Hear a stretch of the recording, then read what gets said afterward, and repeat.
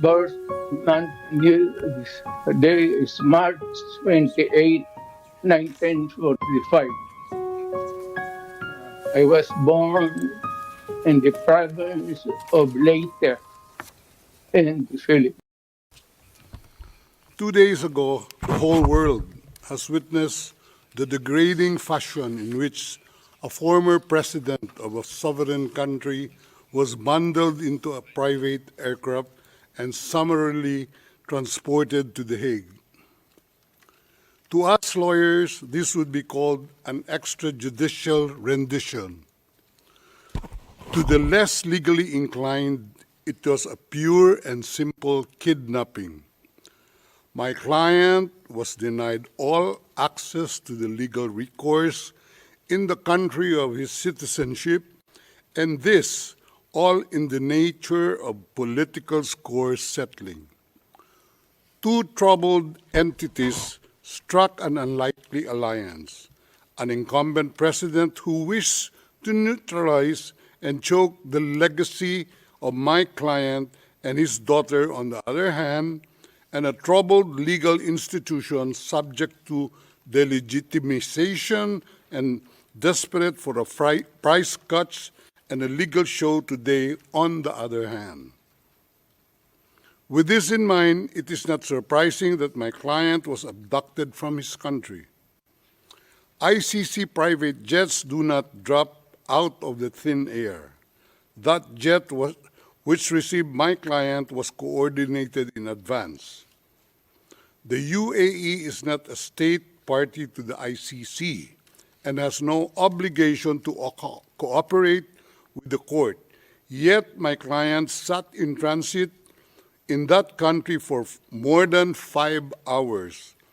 I invite the registry's representative to present today in court to explain to the judges exactly how they believe this transfer was anything other than a gross abuse of process.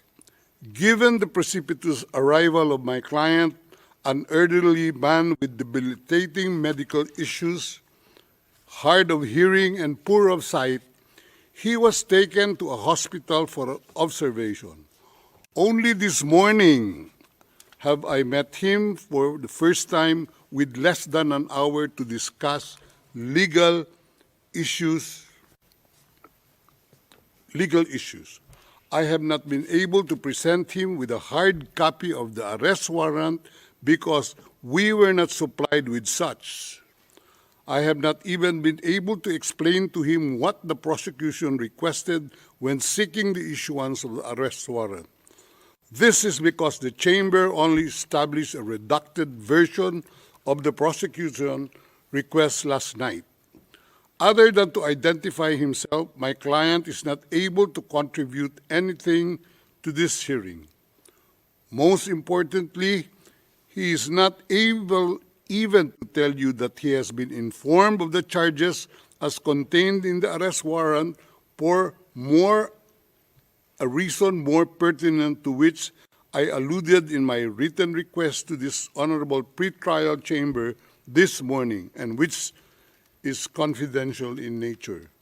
Accordingly, I repeat my respectful request, which was rejected this morning, to postpone the substantive aspect of this hearing to the next week, when I will have the opportunity to sit with my client and to explain to him what a confirmation hearing is and what the disclosure is, and how the prosecution alleges that he committed crimes. I thank the court for its attention and regret to say that I do not have instructions to continue my submission any further today. Thank you.